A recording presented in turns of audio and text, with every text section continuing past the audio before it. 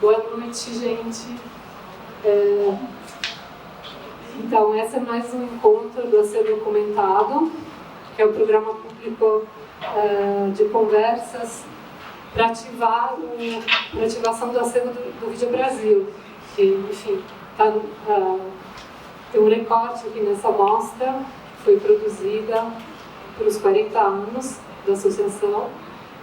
E, enfim, o Acervo Documentado é uma ocasião de conversar com artistas e curadores que foram muito importantes para a trajetória do Vídeo Brasil. Hoje a gente tem a honra, o prazer de estar com Virgínia de Medeiros.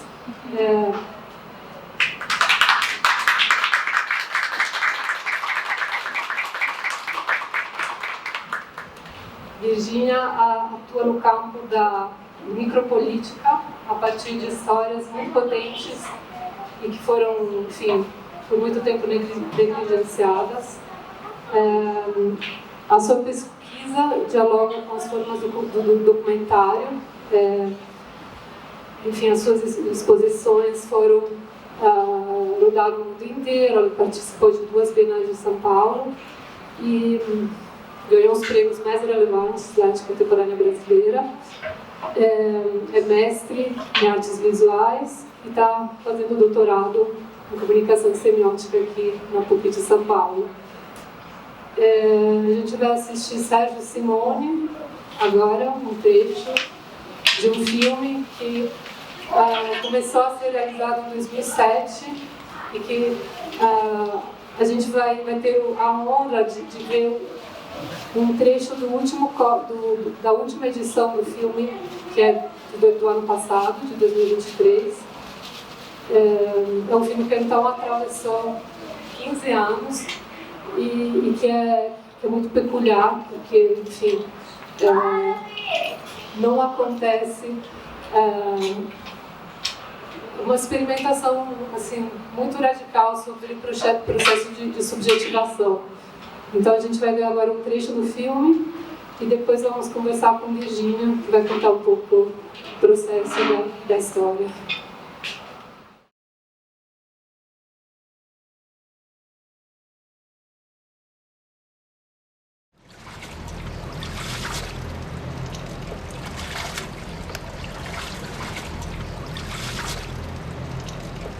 Deus me deu um pênis. Como é que eu vou pegar meu ânus para fazer de vagina? Um ânus? Um ânus é pra gente obrar. Não é pra se servir como mulher. E eu tava me servindo como mulher. O diabo colocou meu ânus como uma vagina. O diabo tava me apanhando, me feria todo, sangrava. Que sofrimento. Olha pra aí que dor.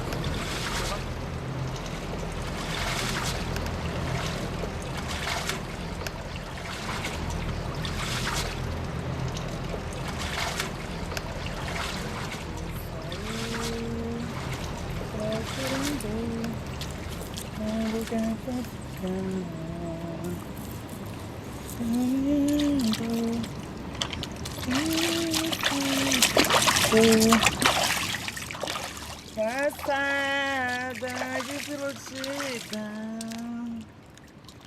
eu saí procurando. Até que é gostosa, eu vou tomar banho. Faltou um homem aqui pra tomar banho, um golfinho. Faltou um golfinho. Aqui, quando eu era assim, tinha um espírito dentro do meu corpo, chamado Pombagira.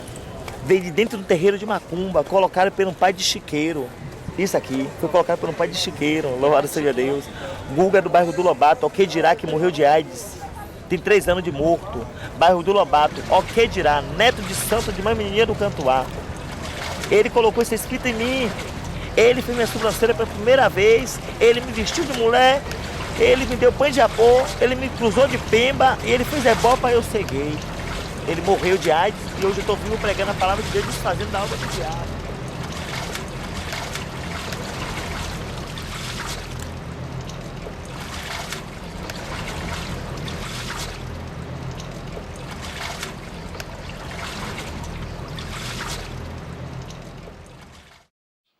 Boa noite a todos e todos.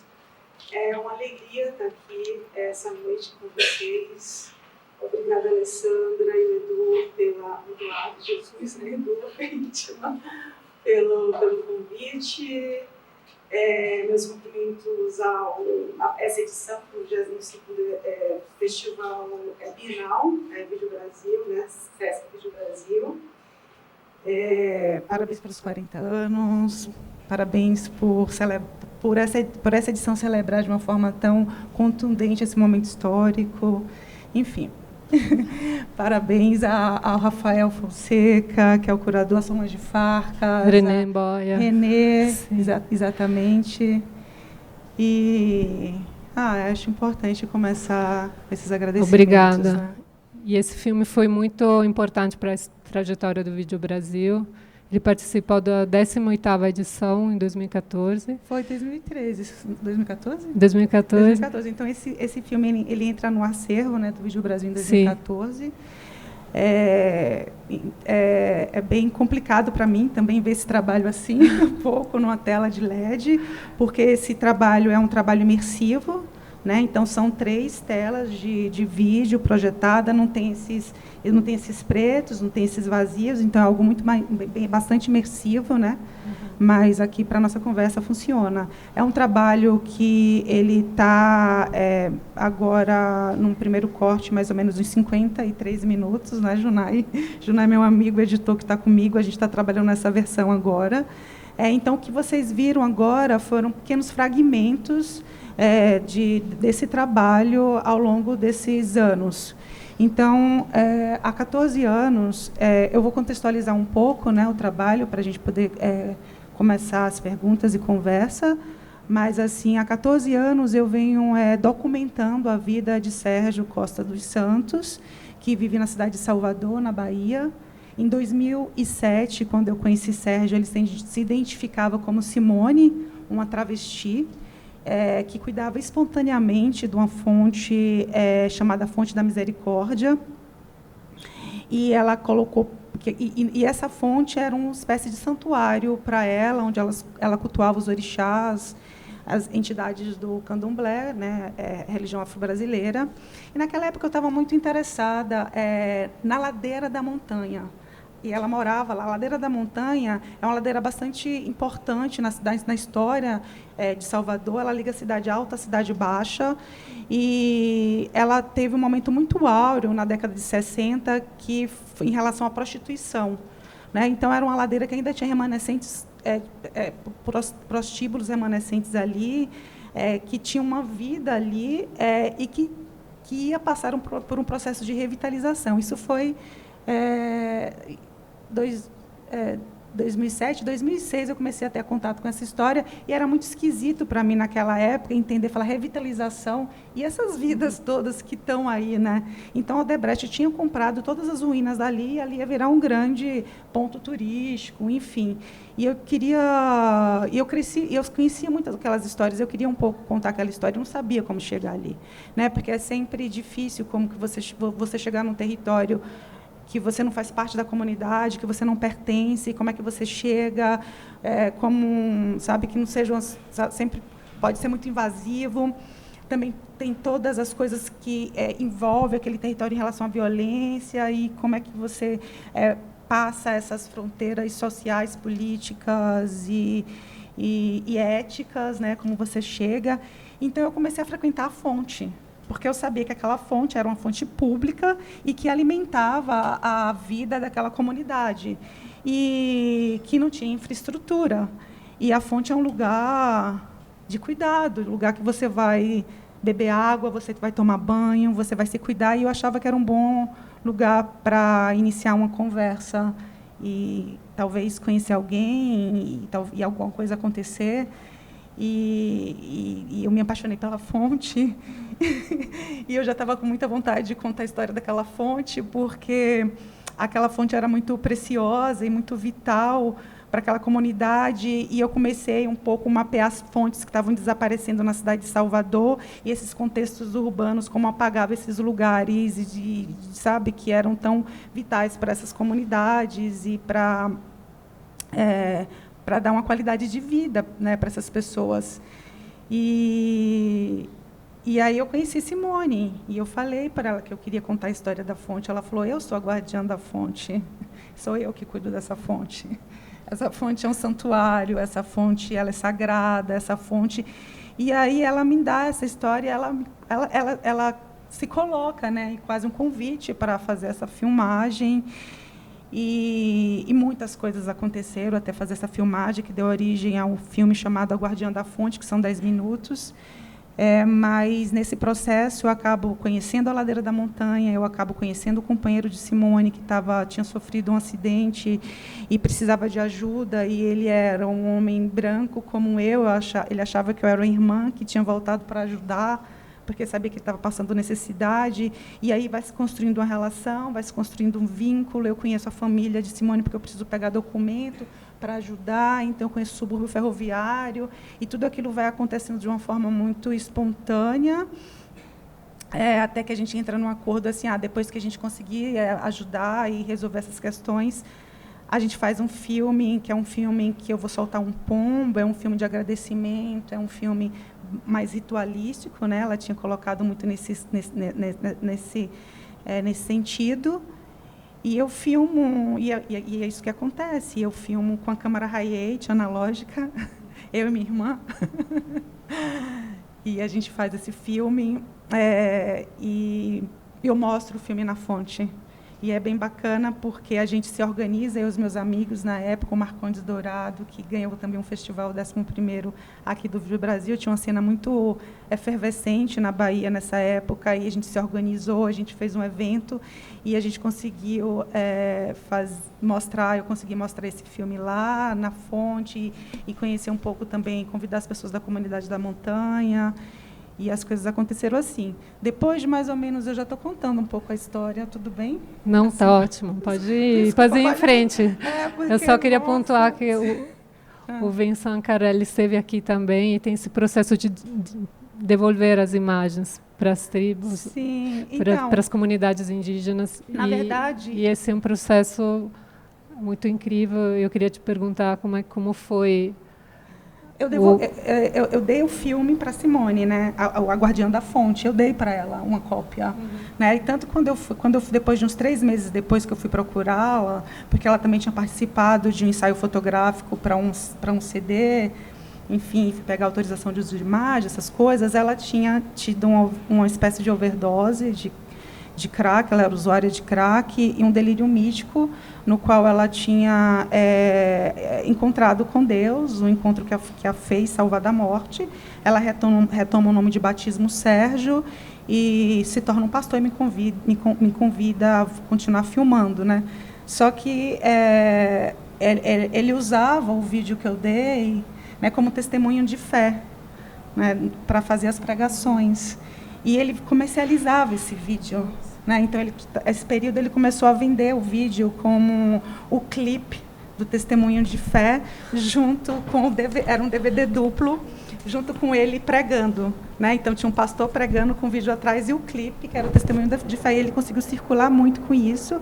E ele falou, Virginia, eu preciso de mais material, eu preciso de mais imagem, porque a gente precisa fazer um outro clipe, a gente precisa, sabe? Tipo assim, ele começou a meio que comercializar mesmo. E foi muito bacana isso. Porque eu achava que ele não ia... Quando eu soube que ele tinha se tornado um pastor, eu achei que ia ter até dificuldade de me dar as imagens, mas, na verdade, Simone virou uma grande estrela. Na verdade, era o pastor, mas Simone estava à frente, o vídeo estava à frente, estava atrás. Ele queria uma foto melhor para fazer o banner, então a Simone nunca deixou de estar ali da fala do pastor, né? Sempre na frente, de uma forma muito conflituosa, né? Uma espécie de guerra contra ela mesma, porque ele era esse território de conflito, mas ela estava ali. E eu continuo filmando, e eu acompanho ele por muitas casas, no bairro dele, no subúrbio ferroviário, Lobato, porque eu não trabalho com roteiro, né? Então são sempre experiências que surgem de um convite, de uma necessidade, de um desejo desses registros. e de uma forma que não é racionalizada, roteirizada, né? Isso tudo só vai ser feito na mesa de edição. Então, os jornais sabem, a gente trabalha juntos. Então, a mesa de edição é onde toda a poética é construída, onde o roteiro é construído, e ele é construído muito a partir dessa experiência vivida, de fato, ali, das coisas que reverberam e acontecem ali, como traduzir, né? Mas, então, dessa experiência, dessas imagens que eu começo a filmar, o Sérgio, que dá origem a esse filme Sérgio e Simone, que aí são 2 telas, a segunda versão essa, são 2 telas de projeções que contam essa história simultaneamente, né? E de livre associação pelo espectador, porque a ideia é isso, não é trabalhar uma linearidade narrativa, mas essa figura que está o tempo ali passando, até você perceber que é a mesma pessoa e que está, sabe, sem também ter um julgamento em relação a essa subjetividade, mas muito mais tentando afirmar as contradições da nossa existência, né? Todos nós vivemos contradições, e essa contradição é uma contradição também que parte do indivíduo, mas é uma contradição também de uma questão social, de um conflito muito grande em relação à dificuldade de você configurar uma outra existência, uma sociedade marcada pela cis-heteronormatividade, pelos ideais da branquitude, pelo racismo religioso, territorial, por tudo isso. Então, o Sérgio traz essas questões, né, esse conflito também religioso que a neopentecostal decretou na Bahia, uma guerra contra o candomblé. Então, muitos filhos de santo acabam entrando na neopentecostal, nesse processo de uma promessa também de uma vida melhor. São pessoas que estão numa situação muito precária, num abandono em todos os níveis, assim, em relação ao social, né? Então, de repente, a igreja entra ali cumprindo esse papel, né? Tipo, você não tem um médico, mas você tem um Deus que te cura. Você não tem acesso a um advogado, mas você tem um advogado que é Deus que te livra daquela situação. Então, normalmente, as pessoas acabam entrando na sociedade de novo sem uma... Como eu posso colocar? Tipo assim, é bem terrível, porque, na verdade, com a minha experiência com Simone, né, com Sérgio, coloca todas as entidades das religiões afro-brasileiras passam a ser demonizadas, né? Então, se eu estava desejando um homem, não era eu, Sérgio, era porque tinha o espírito da Maria Padilha em mim, era ela que desejava. Né? Então, assim, eu nunca desejei. Então, eu não tenho nenhuma culpa, não tenho, sabe? Então, se eu estava roubando, não era que estava, era o seu Zé Pilintra que estava roubando. Se eu estava usando crack, era o Exu Caveirinha. Então, eles começam assim, então, se eu matei, se eu roubei, eu estou livre porque eu não fiz nada, sabe? Quem fez foram essas entidades. Então, era um jogo muito brutal, assim, perverso, mas que você entendia ali alguns mecanismos assim de sobrevivência também, assim, dentro da sociedade tão massacrante. Esse trabalho foi o trabalho, né, com essas 2 telas, foi o trabalho que ganhou o prêmio na 18ª edição do Vídeo Brasil. Participou da Bienal de São Paulo, então, no mesmo ano. Foi convidado para participar da Bienal de São Paulo. Quando eu fui convidada com esse trabalho, eu conversei com a Galite, que era a curadora que estava intermediando comigo, e eu falei, Sérgio, quer muito que eu volte a filmá-lo. Ele começou a captar a própria vida dele, ele não parou de filmar, eu já estava morando aqui em São Paulo, mas, sabe, eu tenho muita vontade de voltar. Aí ela falou, não, a gente está bem satisfeito com o trabalho, mas se você quiser, a gente volta, faz uma nova edição e... Desculpa, ele teve noção de como reverberou o vídeo? Você imaginou, sei lá... Não, eu tentei muito trazer o Sérgio para cá. Uhum. Eu tentei muito. Ele tinha passagem, cachê, ele tinha hospedagem. Eu queria muito que ele estivesse na Bienal, que a gente estivesse discutindo isso junto, só que o Sérgio tinha muito problema por causa do passado dele. Então, ele não tinha medo de ter uma identidade, porque ele tinha uma vida voltada para o crime, então tinha uma história meio tinha coisas escondidas ali, sabe, que ele não me revelou, assim, mas que eram as histórias complicadas, assim. Então, eu falei, mas Sérgio, o que você já fez passou, tenta fazer o documento, você não consegue viajar se você não tiver documento.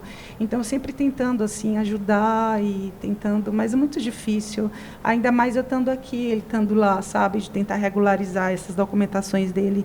Então, a coisa online também pensei, mas também não tem como, não tinha como ali ainda. Foi 2014, né? E aí, 2014, ganhei uma terceira versão, que é com 3 telas. Que é essa versão que o Sérgio volta como um pastor para exorcizar o espírito de Simone, que ainda estava ali na montanha, né? E aí ele desenha essa cena, né, que é esse culto numa igreja. Então, a gente aluga um espaço e a gente tinha um dinheiro, né, porque a Bienal estava comissionando o trabalho de produção, então a gente consegue comprar cortinas e os figurinos, né, ele chamava de figurino mesmo, as roupas do pastor, os figurinos, tudo.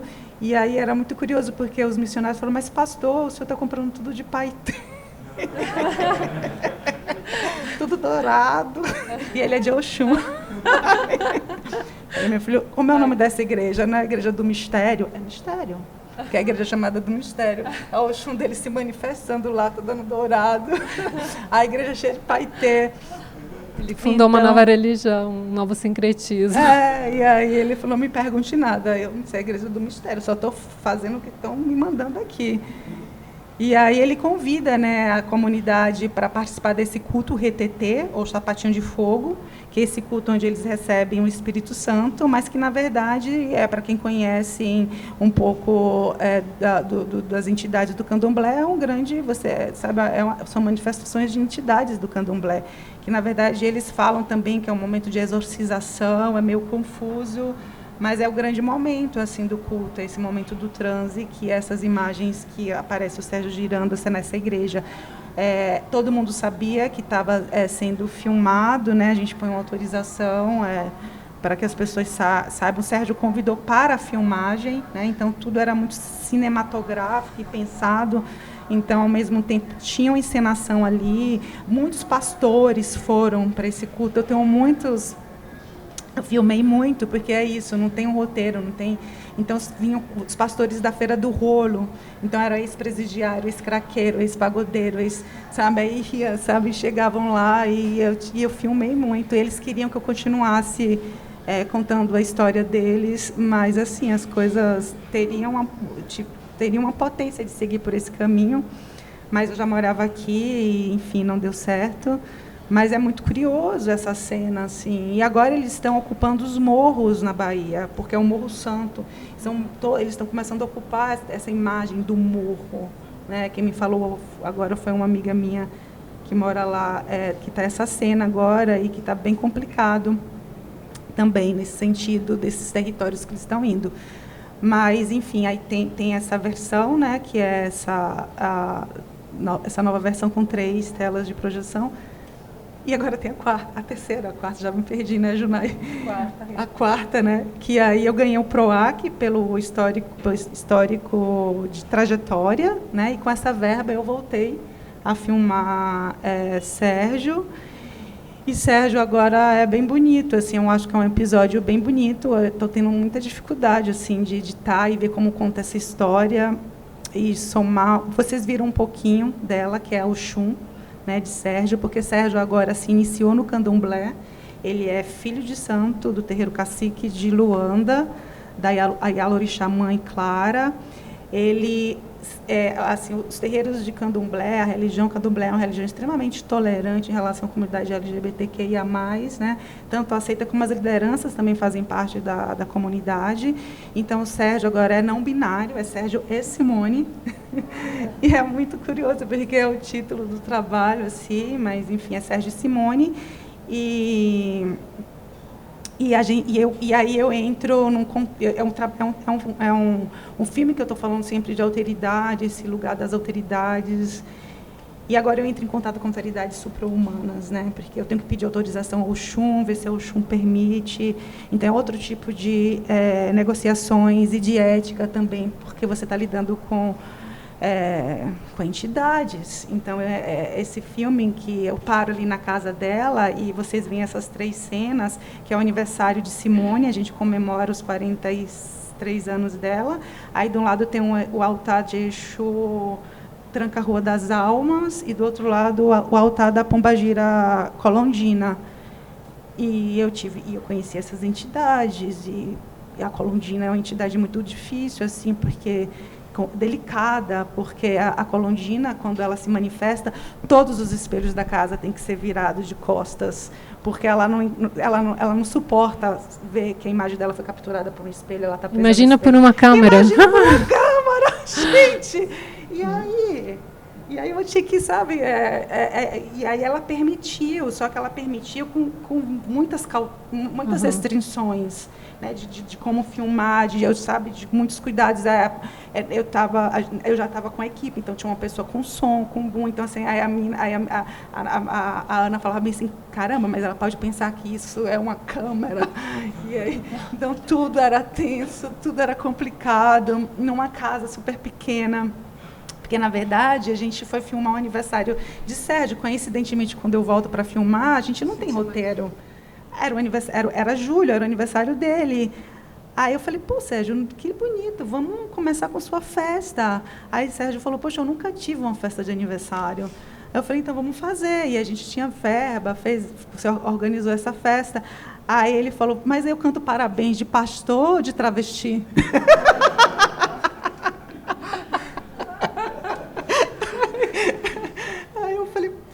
Parabéns 2 vezes. Vai ser lindo. Só que aí, cara, a gente estava com verba, então Simone voltou linda e maravilhosa. Voltou com aqueles cabelos, se montou toda. Eu falei, não dá, Sérgio. Pastor, não dá. Simone, Simone, como ela é, a gente prende o cabelo, amarra. E o pastor veio, mas só que tinha um monte de pastor também no aniversário. E quem montou a festa de aniversário foram mulheres evangélicas. Só que quando estava montando essa festa, que elas fazem muita festa de aniversário, elas eram ótimas, aí eu não sabia que antes do aniversário o Sérgio tinha preparado um altar para os Exus, porque a gente ia colocar a oferenda para Oxum. E tinha que dar trabalho para Exu. Então, quando eu vi, estava... Sabe, manifestação, tambores no meio da festa montando. Virou uma gira.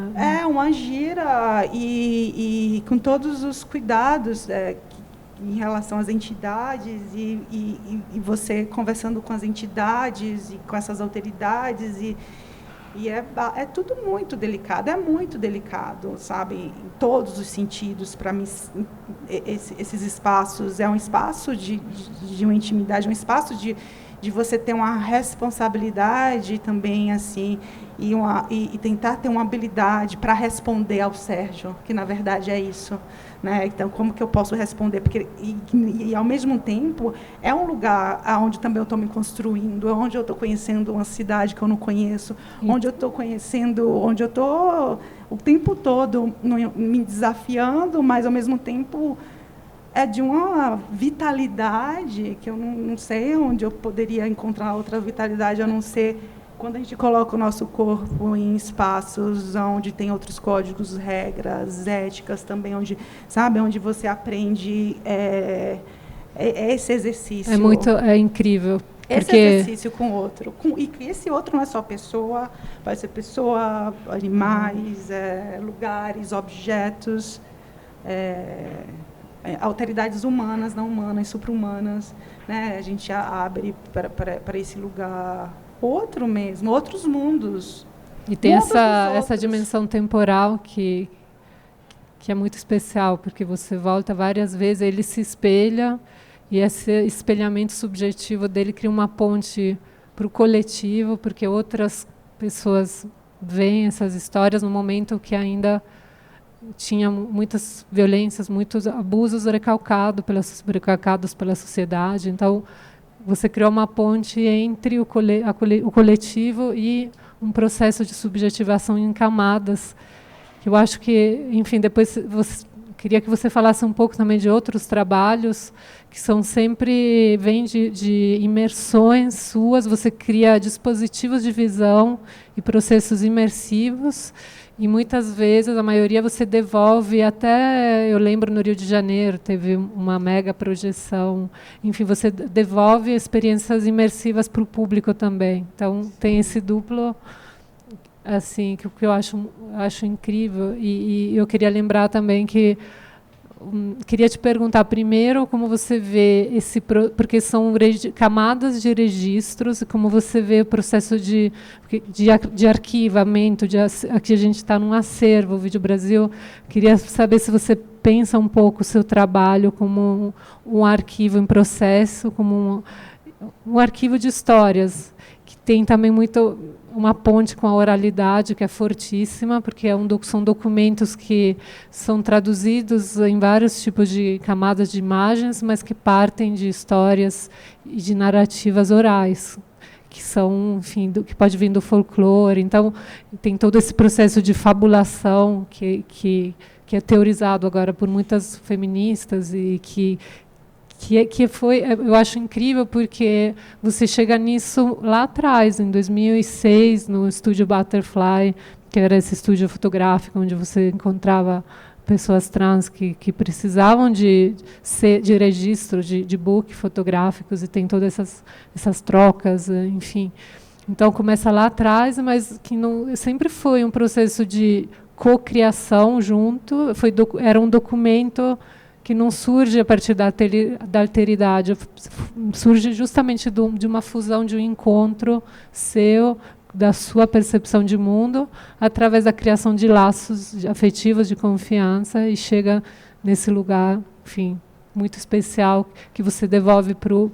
Então, eu imagino que cada passo seja uma maneira de pedir uma abertura de caminho e permissão, porque quando tem encontros de alteridade, isso é sempre, o que você falou, é muito delicado. Então, para resumir, não é uma pergunta, queria saber se você já pensou na sua obra em termos de uma construção de um arquivo, porque são todos registros e fragmentos, e se você quer falar de algum dispositivo de visão específico que você colocou em ato em algum trabalho seu, que você acha mais especial. É muita coisa, mas assim, quando você fala, traz a fabulação, assim, a fabulação é algo que faz parte da... Eu sou nordestina, meus pais são paraibanos, né? Eu sou de Feira de Santana, meus pais são do sertão da Paraíba, então a gente cresce com a oralidade sertaneja, né? Então a gente cresce com a cofabulação. Então meu pai era um grande contador de causos, né? Ele era um grande narrador, assim, das suas próprias histórias, e tinha aquela literatura da voz, sabe? E uma literatura, uma capacidade de contar uma história, onde essas histórias nunca elas tinham os mesmos contornos. Elas sempre mudavam. Então, embora fosse uma memória, ela performava com o presente também. Por quê? Porque ela estava sempre implicada em quem estava ouvindo. Então, ele estava sempre nesse jogo de sedução, de espelhamento e de envolvimento e de querer tirar algo daquele olhar e querer cativar. Então, é muito bonito isso. Então, essa história ela era multiforma. A memória é um registro multiformal. Em aberto, sempre. Em aberto, sempre dependendo dessas interlocuções. Então, isso vem muito forte para mim, e eu reconecto com isso com as travestis. Quando eu passei a conviver com a comunidade de travestis, eu era vizinha, e eu fiquei muito amiga de Rosana, que tinha uma pensão, e eu via que elas tinham também essa capacidade de confabular a vida, né, de poder transformar muitas histórias adversas, né, difíceis, em um protagonismo da sua própria condição. Então, era muito... Tipo assim, nada se perdia, ninguém era vítima ali de nenhuma de nenhuma história num lugar, como é que eu posso colocar, de subtração. Então, elas transformavam aquilo numa grande narrativa heróica de si mesma, e eu fiquei convivendo com elas há alguns anos. E aí volta com muita força no Estúdio Butterfly. E a fabulação é isso, né? Eu acho que a fabulação ela tem um lugar muito, muito importante na minha trajetória de vida, porque eu acho que também eu, muitas... a gente que, no meu caso, que vem de uma família sertaneja também, muito machista e dentro do patriarcado, muito religiosa, então a gente é subtraído também, muita coisa é silenciada, muitos desejos históricos não realizáveis, sabe, assim, no sentido de que a fabulação é um grito por vir. Quando, sabe, assim, muito aqui, a memória é uma ilha de edição, né? A memória é uma ilha de edição, a história é uma ilha de edição. Quem editou as histórias? Quem está editando? Quem fez os cortes das histórias? Então, eu acho que a fabulação, a gente acessa esses cortes, a gente acessa o que não foi falado, o que foi eclipsado, o que foi oprimido, o que foi obstruído, e a gente traz isso para o momento presente, né? Então, a fabulação, ela enuncia uma verdade. É uma verdade ficcional, mas é uma verdade. Né? É um mundo inventado, mas o mundo inventado também pode ser um mundo verdadeiro. Quando ele regenera, assim, ele faz florescer algo que nos foi tirado. Né? Ele é essa edição da sua própria vida, onde a própria realidade... ela oferece uma porção do real para a ficção. Né? Então, a potência da realidade se oferece à ficção. E se a gente for ver esse filme que a gente acabou de ver agora, é uma grande ficção. É uma semificção. É uma semificção. Um mito, e é uma grande verdade. Uhum. É uma grande verdade de uma vida, sabe? É um lugar de muita potência, é um lugar... talvez ela nunca... Acho que Simone nunca cuidou da fonte, nunca foi a guardiã da fonte, nunca... Sabe? Ela constrói essa história, mas quando ela constrói essa história, ela também está resgatando algo que é de uma força dela, que estava ali, uma subjetividade, que ela dá à vida e faz viver a partir de um dispositivo videográfico, né, que está comprometido com a imaginação, onde coloca a verdade não como um jogo de perguntas e respostas, de causa e efeito, mas a verdade se relaciona com o ato de criação. Então, a verdade ela está nesse lugar de uma subjetividade também, né, de fazer florescer uma subjetividade política, artística, ética e de construção de nós como sujeito. Então, a fabulação, eu acho que é o que existe de mais potente hoje, no que diz sentido à construção da vida. Sabe? Eu prefiro mais a potência da fabulação do que a constatação de um fato. Ainda mais se for um fato histórico, porque existe muita ficção histórica, a gente sabe, a gente está revivendo. Essa edição fala sobre isso. Né, fala sobre essas ficções históricas, né? Então, quem está contando as histórias? Quem está contando? Quem está contando. Então, importa que história faz mundo, que histórias fazem mundos e que mundos fazem histórias. Então, a gente está no momento que a gente está saindo dessa ideia de um mundo onívoco, né? Um mundo que nunca soube compor com outros mundos, né? Um mundo que se tornou uma máquina de destruição de mundos em nome do moderno, em nome da civilização, em nome do progresso, e que também se transformou numa máquina de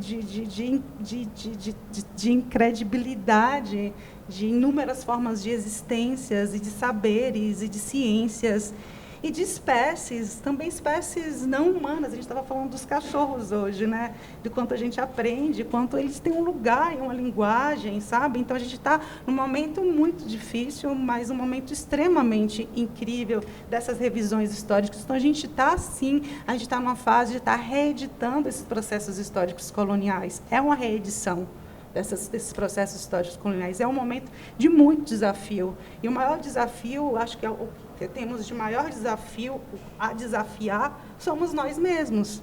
Né? Especialmente a gente, na nossa condição de pessoas brancas, privilegiadas, que está nesse conforto racial. Então, agora, eu estou começando a querer ler né? Essas outras epistemologias, com a Cris está aqui, minha orientadora, Malca, a gente tem trabalhado a lei da Maria Martins, o Achille Bember, né? E é uma coisa assim, de também estar refletindo um diálogo crítico com esses autores desses trabalhos, que seriam arquivos. Né? Então, na verdade, me interessa muito esse arquivo vivo, esse arquivo que performa com o seu tempo. Eu tenho muita dificuldade, assim, porque eu estou sempre mexendo nos trabalhos. Né? Às vezes muda o nome, ele muda, as coisas mudam, porque assim, as coisas elas não estão estagnadas no tempo, sabe? O Estúdio Butterfly ele já teve várias versões. Ele é aberto, ele está, sabe, ele está dialogando também com o tempo, embora seja muito importante o trabalho ser situado no seu contexto e tempo histórico, porque ali ele está respondendo a algo que faz parte desse contexto. Não dá para pensar o Estúdio Butterfly hoje, né? Ele é muito pontual, mas é claro que ele inaugura coisas que eu vejo reverberar hoje, porque eu estava falando de coisas que, quando eu cheguei aqui em São Paulo, em 2009, eu era considerada uma artista baiana emotiva. Porque eu estava falando de relações emocionais, né? E eu estava defendendo isso. Eu falei, eu só acredito nesses trabalhos que têm envolvimento emocional, porque isso nos transforma, transforma a forma de produzir, de se relacionar. E eu vou defender isso dentro da arte contemporânea, sabe? Essa intimidade, sabe? Porque é um processo de...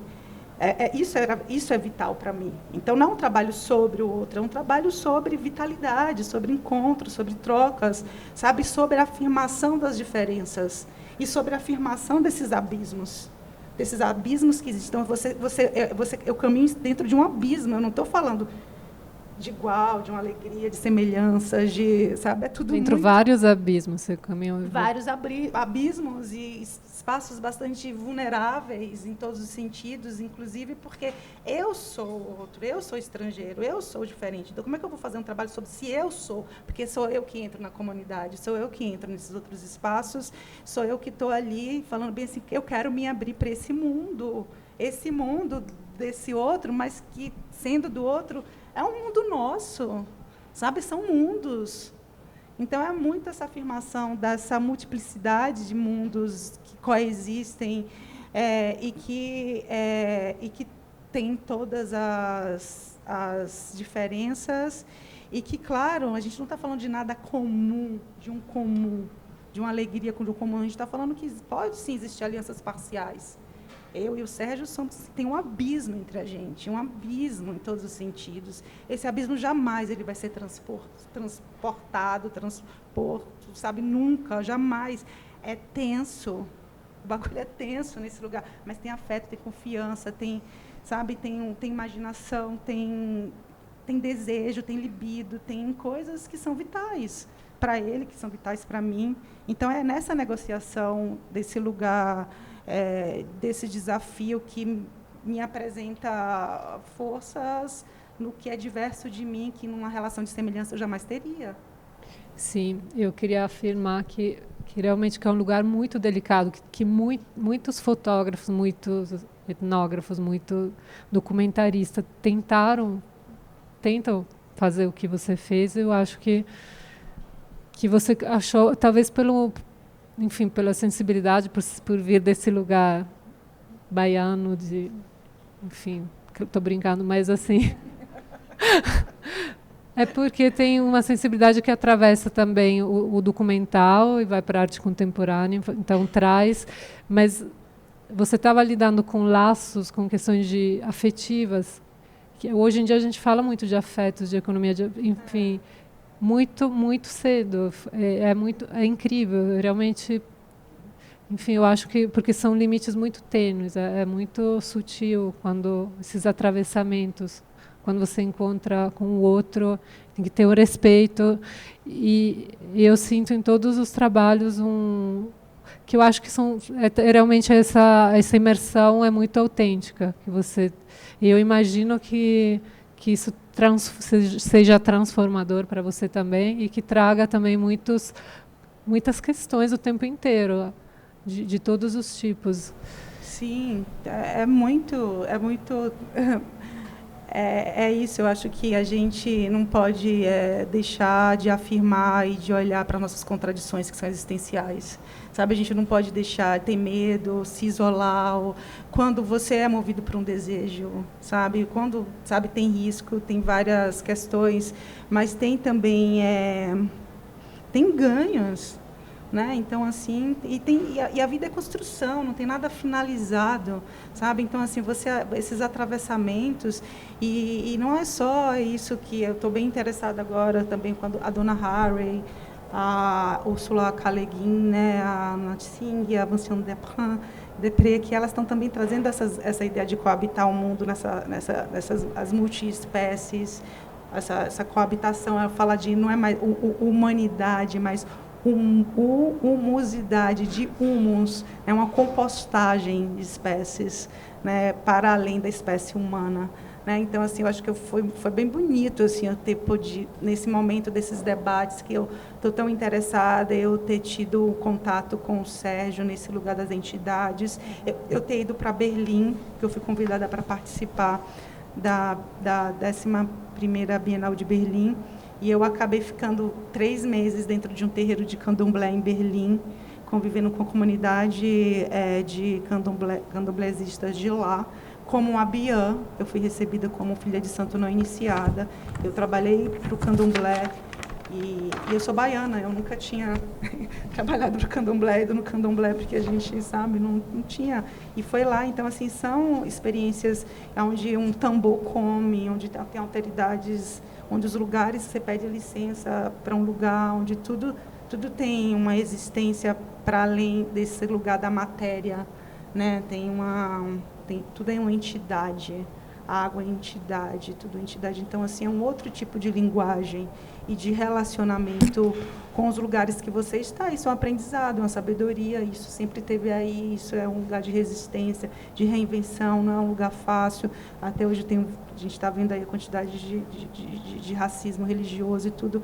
Mas, assim, foi um presente para mim ter podido experimentar isso em Berlim, no lugar onde eu também estava.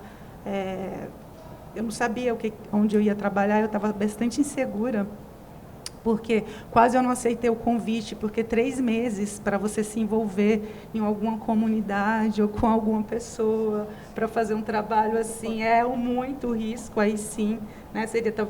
Achei que poderia ser muito irresponsável da minha parte, né? Mas eu acabei aceitando. É uma longa história, eu não vou entrar, porque eu entendi que tinha um propósito, e o propósito foi no terreiro, e foi muito bonito o encontro. Eles estavam me esperando, assim, eu sabia que eles estavam me esperando. Então, assim, são coisas que você começa a entrar também no outro tipo de lógica, em outro tipo de cronologia que não é ocidental, né, onde não existe passado, presente e futuro. Então, eu consegui entender aqui, meu corpo fez movimentos aqui que eu nunca tinha feito, que eu fui fazer lá no terreiro, a partir de um campo que eu abri para eu entender se lá ia ser a residência, se valia a pena ou não. Ninguém entendeu nada, mas tudo bem. E a questão dos registros? A questão dos registros foi uma experiência lá em Berlim? Sim. Eu queria te perguntar qual é o limiar entre a experiência e o trabalho, quando se transforma, você sente a necessidade de fixar alguma coisa? Eu penso sempre assim, o trabalho é a ponta do iceberg, né? Porque a base está em todas as relações que você construiu, em tudo que você alicerçou, em todas as camadas que você passou, em tudo que você viveu, tudo que você estabeleceu, respondeu, trabalhou, serviu, aprendeu, mudou, sofreu. Aí você tem uma pontinha do iceberg, que é o trabalho. Né? O trabalho ele fez bastante sentido para a comunidade, sabe? Para mim também. No final a gente trabalhou, toda a equipe foi a equipe da comunidade, então eu contratei mais de 30 pessoas.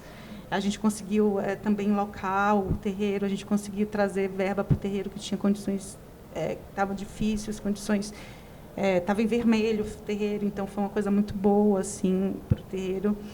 E E eu trabalhei com 16 milímetros, com filme mesmo, revelando. E a gente estava querendo trabalhar com imagem e entidade, né, no qual a gente não tinha muito controle. E a película ela permitia isso. A gente trabalhou com tripla exposição nos retratos. E a gente não sabia o que ia ser revelado. E trabalhou com a questão do feminino no candomblé, né, as mulheres. E também o lugar de pertencimento e de imigrantes e pertencimento e espiritualidade em Berlim. Então, tem essa ainda também de relato. Desterritorialização dessa ideia de ser um imigrante, de pertencimento, e como entra a espiritualidade e o candomblé na vida delas ali. Foi um pouco isso o recorte, mas foram muitas, isso. Não sei, muitas até camadas. Muitas camadas, até chegar aí. Foram muitas camadas. Isso eu acho que traduz a experiência. Mas eu sempre preciso do relato. Então, tem um livro, um e-book, que tem todos esses relatos dessas conversas. Que eu tive uma conversa com elas e eu transcrevi. É a primeira vez que você transcreve alguma história? Sim. Porque eu me pergunto, você está fazendo agora uma pesquisa de doutorado, se isso muda um pouco a relação com a oralidade dos seus futuros trabalhos, se você está pensando mais em termos de escrita, e se isso faz sentido, até imagino que seus trabalhos têm um grande fundamento teórico mesmo, os primeiros, mas eu acho que quando você começa a ler muito para uma pesquisa, isso muda um pouco a dimensão. Eu não sei, é uma pergunta, mas como muda o olhar e o que te dá, e o desejo também, porque a gente vai mudando de foco. Mas, assim, todos os meus trabalhos acompanham um diário, né? Então, eu sempre tive contato com a escrita. Sabe? Porque, assim, eu acho que a escrita é assim, quando a vida está muito bagunçada, você pega uma caneta e arruma. Você ajeita tudo, fica tão bonito. Tipo psicanálise. É total. Então, assim, como eu vivo experiências onde eu me sinto muito, às vezes, perdida, né, muito confusa, e tipo um corpo estranho, ou que eu posso estar fazendo bobagem, ou até que ponto eu posso ir, não vou. Então, assim, é muito perturbador, assim. Então, o diário inventa forças, né? Então, também ficcionalizo um pouco ali as coisas, organizo. Ai, que lindo, eu não sabia. Tanto que o Estúdio Butterfly, que é esse trabalho seminal, eu transformo o diário em livro de contos, né? Então, é onde eu também ficcionalizo a partir do diário, né? Porque é isso, a memória é multiforme. Tipo, às vezes um fato escrito nunca vai dar conta da verdade. Jamais, porque a verdade é muito subjetiva, né? Então, assim, você precisa inventar alguma coisa para ser verdadeiro aquele fato, porque o fato isso, é uma emoção. Ela muda toda a perspectiva, ela muda esse vidro, essa água. Eu posso falar dele, mas dependendo do meu estado, isso não é um vidro numa água, isso não é fato. Então, assim, o diário também é esse lugar de ficcionalizar a literatura. Eu gosto muito das minhas referências, assim. O Guimarães Rosa é uma grande referência, assim, de leitura, e onde eu aprendi muito a escrita, e eu gosto da adjetivação dele, da linguagem, eu me identifico muito. Então, a escrita é um lugar muito prazeroso, assim, nesse sentido, tanto do diário, de se me organizar, quanto depois de ler o que eu escrevi, e aí ainda arrumar mais ainda. Ajeitar, e é ficção, né? E ficcionalizar, nesse sentido que eu estou trazendo, da fabulação, né? De enunciar uma verdade, da ficção ser uma verdade. Então, os filmes são sem roteiro, mas a posteriori, você escreve o diário. Os filmes acompanham o diário cotidiano. Tipo assim, cotidiano que eu falei, durante o processo tem a escrita, né? E aí, quando eu vou para a edição mesmo, eu já revisitei os diários, outras vezes não tem um método, né? Não tem uma metodologia em relação a isso. Mas tem um diálogo. Mas os filmes funcionam um pouco como um diário, nesse sentido também de... Cara, assim, é isso, da emoção, sabe? De como, e ao mesmo tempo, é muito mais complicado, né? Porque é o que vocês perguntam aqui, a memória de edição, mas quem está dando o corte, né? Então, quem dá o corte é quem tem um poder. Então, eu vou dar o corte, olha que responsabilidade, sabe? Então, por isso que eu sempre gosto cada vez mais de partilhar, de dividir, de mostrar os trabalhos e de, sabe, de ser uma surpresa nesse sentido. Mas o Sérgio é assim, ó, eu fiz agora com você, já fiz minha parte. Quando é que vai virar cinema, filme nacional? Quando é que vai circular? Quer saber de artes visuais? Não. Agora eu falei, cara, eu vou ter que fazer isso 1 hora, viu, chefe? É a gente. Porque ele quer cinema, não quer, está bem satisfeito com as artes visuais. Não satisfaz, de jeito nenhum. Acho que eu estou... Olha, eu falo, você está muito fraca, sabe, está muito devagar. Cobra bastante assim nesse lugar. Gente, enfim, pergunta, você... Né? Exato, eu queria abrir para... Eu estou encantado com os paralelos entre a história... Como você falou sobre seu pai, a maneira que você vê as histórias, você entra em contato e as instâncias das suas histórias, dos seus filmes, né? Eu vejo, de certa forma, uma certa tradução da oralidade para a sua prática no audiovisual, sabe? E eu queria saber se... É claro, eu imagino que você entenda que seja por aí, mais ou menos, porque você já falou desse lugar poliforme que tem a matéria audiovisual que você trabalha e também a poliformidade, as instâncias diferentes das narrativas que você entra em contato e que você traduz. Mas me interessa muito esse momento de diversos retornos à oralidade, que vai desde do que acontece nas artes, enquanto, sei lá, na cultura de podcast, vídeos de YouTube, de depoimentos, dessas instâncias diferentes. E eu vejo seu trabalho assim, principalmente esse que tem várias instâncias, como você falou, as instâncias, as histórias do seu pai. E eu queria ouvir um pouquinho mais sobre essa poliformidade, como você vê, se você enxerga isso como uma prática de cultura oral, de oralidade, assim como no candomblé, no audiovisual, nessas instâncias que você trabalha, dos seus trabalhos. Assim, como eu olho, é um recorte extremamente oral, né, nesse sentido, e tem a ver com uma memória que é uma memória que ela também é viva nesse sentido. Então, e aí eu não tinha pensado nisso, mas aí quando você traz o candomblé, porque o candomblé também traz isso, a memória ancestral, é uma memória viva, né? Ela não é uma coisa que ficou para trás, ela está o tempo todo ali performando com gerações, se modificando. E eu não sei, assim, é muito... Tipo, eu cresci escutando as histórias do meu pai. O meu pai, ele era caminhoneiro e mecânico. E ele, aqui, em uma das viagens de caminhão a São Paulo, ele viu um projetor de cinema, ele se apaixonou pela máquina. E aí aí eu falei, meu pai, você se apaixonou pelo cinema como? Ele, não, me apaixonei pela máquina, mecânico. Eu falei, música, como? Cinema, ele não foi a máquina. E ele sabia mexer na máquina, desmontar. Então, ele trabalhava durante o dia com o caminhão, aí parava nas cidades, e como ele falava, dava cinema nas praças, né? Então, ele era projetista à noite. Então, eram muitas histórias dessas viagens, tanto que eu fiz um trabalho, que eu faço o percurso que ele fez do sertão, e vou parar na cidade onde teve o cinema fixo, que foi Ipirá, e que meu pai foi convidado a morar na cidade para ser o projetista desse cinema fixo no sertão.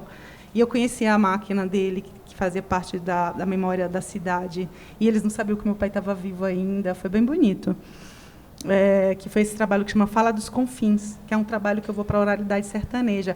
Eu perguntava, e é isso, os dispositivos, sempre ele vai trazer algo que vai, esse dispositivo videográfico ou de escuta, que foi gravação, esse foi um só gravador, que eu trabalhei só com voz. É uma pergunta que vai fazer a coisa acontecer, né? Então, assim, me conta uma história que parece mentira, mas é verdade. Aí eram essas histórias que eu ia coletando, esses arquivos orais no sertão, que depois eu fiz uma instalação que seria só de áudio, mas eu não consegui, porque eu filmei muito a estrada, eu viajei numa Kombi, também porque tinha a ver com meu pai, a história da Kombi. E aí era isso, e eu via que aquela paisagem alimentava a fala sertaneja, né?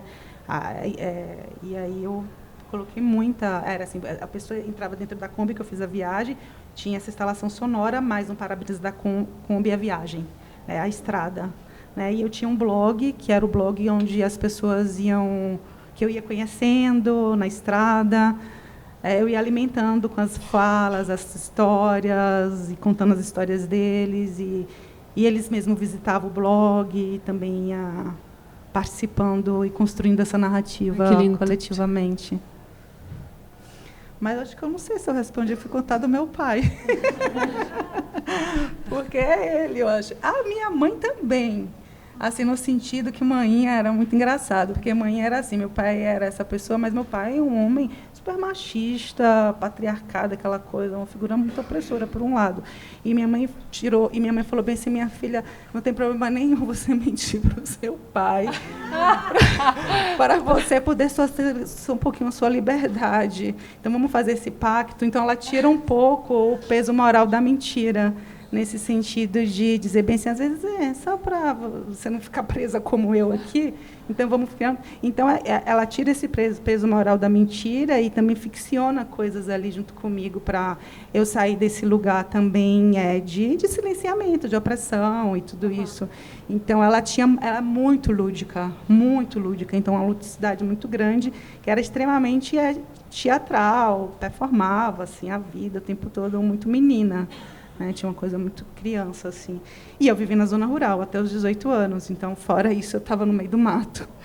Então, tinha muita história. Muita história de bicho, de coisas. Você está o tempo todo convivendo com 1000 espécies. Você está o tempo todo colocando o seu corpo em situações que você nunca sabe o que vai acontecer no mato, né? Então, é muito experimento, né? Então, é um espaço onde você experimenta muitas sensações, porque você está o tempo todo habitando ali com diferentes seres, situações do qual você não tem nenhum controle, você nunca sabe o que vai passar no seu caminho. Você, muitas vezes, coloca o seu corpo em situações que você não sabe se você vai conseguir, às vezes, saltar de uma árvore para outra, de uma pedra para outra, de um lugar para outra, e aí você, às vezes, sorva uma energia ali que você nunca sabia que você era capaz, então você consegue fazer coisas que você nunca imaginou. Então, essas traquinagens, essas coisas, eu acho que também é algo que está no meu trabalho. Então, para mim, a rua é essa grande mata, nesse lugar, nesse laboratório de experimentação, de colocar o corpo nesses espaços e experimentando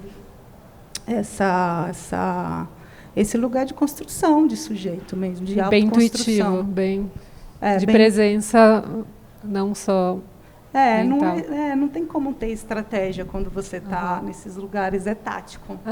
Você tem que ter tática. E aí a tática exige uma intuição, né? Confiar na sua intuição, confiar confiar no que não tá lidado, né? Não é numa cadeia de coisas lógicas e hábitos como você tem numa casa, ou você tem aqui. Quando você está no mato, ou talvez na rua, você está num outro tipo de experiência, porque você está no imprevisível. Então, é confiar no imprevisível. Exato, eu estava pensando na confiança, de como criar confiança. Se você não tiver confiança, você não vai você não vai entrar em nenhum lugar. Você não vai atravessar nenhuma fronteira. E aí você é uma confiança maior, não é só uma confiança em você. É uma confiança um pouco no mundo também, nas coisas. Não nesse mundo que está nos dado aí, como um dito feito, mas o mundo prende mundos. Um aberto, né? Uma abertura. Um mundo grávido, sei lá. Um mundo onde tem muitos mundos, a gente só não acessou. A gente não tem que inventar um mundo novo. né? Tem muitos mundos incríveis. Camadas. A gente só tem que se abrir para eles e ver que eles estão aí, que é um pouco que a gente está vivendo, essa revisão histórica, é isso. Né? Eles estão todos aí. Perdeu o controle um pouco, né? A gente só estava numa configuração muito alienada, né? Onde a gente não consegue nem contar a nossa própria história. A gente não sabia nem a nossa própria história, estava repetindo uma coisa automaticamente. Sim. Né? Então, assim, acho que a gente está vivendo um momento muito importante, assim, muito importante. Pós-psicanalítico. Que nem tudo também passa pela fala, pela oralidade, enfim. Sim, passa pelo corpo, né? O corpo é isso tudo, né? Enfim, seus trabalhos têm todas essas camadas, com alguns saltos muito inesperados. Eu queria convidar mais perguntas ou comentários. Eu acho muito curioso como tudo que você falou é extremamente metalinguístico, assim, parece que o seu trabalho é orientado desde a infância até agora. E existe uma primazia da imagem muito bonita também, que apesar de ser sempre uma espécie de cocriação, eu sinto que você nunca está no lugar da edição completa, né? É sempre uma colaboração com o outro, não só com o Sérgio Simone, mas com o sertão, com a Kombi, com o povo, com as cidades que seu pai passou. E me marcou muito quando apareceu o tríptico de Sérgio Simone, e o tempo de Sérgio sempre era muito agitado, e o tempo de Simone era sempre muito lento. E o tempo de Simone era quase um tempo de uma deusa, sabe, no meio. Então, ao mesmo tempo que você não edita isso propriamente dito, é da textura de movimento, da sensação que Sérgio e Simone estavam vivendo naquela situação. Quando você convida a imagem a trazer isso, sem que isso seja explicitado diretamente, é de uma preciosidade muito grande, assim. E eu acho que,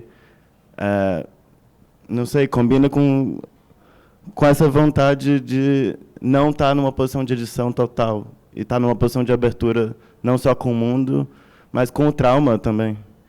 E, não sei, foi muito bonito ver Simone como essa deusa ali no meio, enquanto existia toda essa movimentação coreografada e artificial, que você mesmo falou que Sérgio escolheu o figurino, escolheu o pai dele, e tinha toda uma produção cinematográfica, enquanto Simone estava usando roupas casuais numa fonte, se banhando muito lentinha, assim.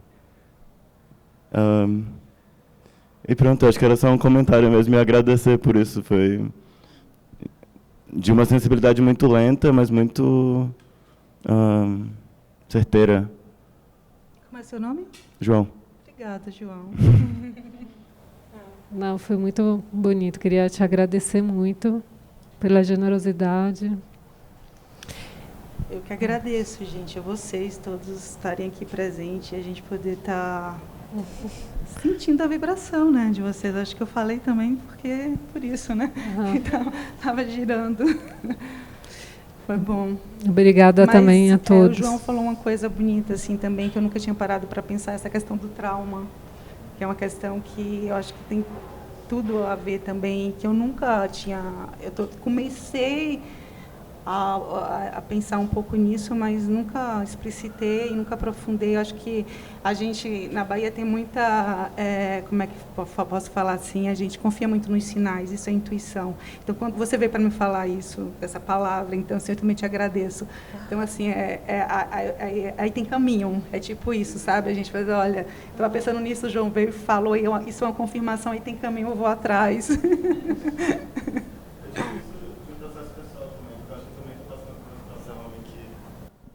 Em que eu comecei a ler os incômodos da minha vida como orientações, mais do que como incômodos de fato. Sim. E eu acho que isso é muito explícito no seu trabalho, apesar de não ser consciente. Sim. Então, quando você fala do poder da oralidade e do poder da intuição, para mim aponta muito para aí. Sim.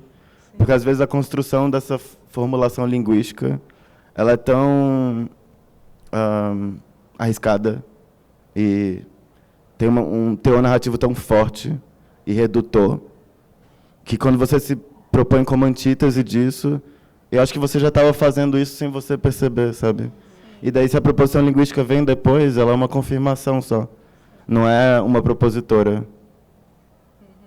Bom, gente, então eu agradeço também toda a equipe do Vídeo Brasil, Amanda, Fábio, a equipe do SESC e, enfim, obrigada a todos os presentes, todos e todas. Boa noite.